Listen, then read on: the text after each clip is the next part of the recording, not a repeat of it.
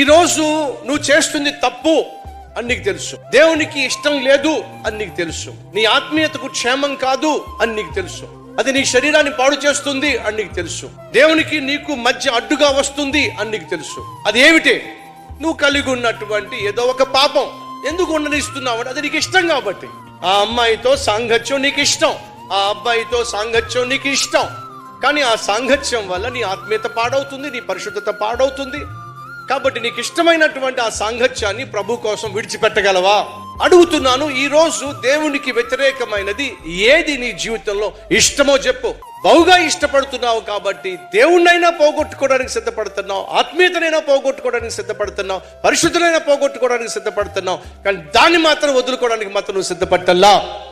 ఏదైతే నీకు యేసయ్య కంటే ఇష్టంగా కనిపిస్తుందో దాన్ని నువ్వు విడిచిపెట్టకపోతే నష్టపోతావు. ఏదైతే నీకు దేవునికి మధ్య అడ్డుగా వస్తుందో దాన్ని నువ్వు తప్పించకపోతే, తొలగించకపోతే దేవునికి నువ్వు దూరం అయిపోతావు.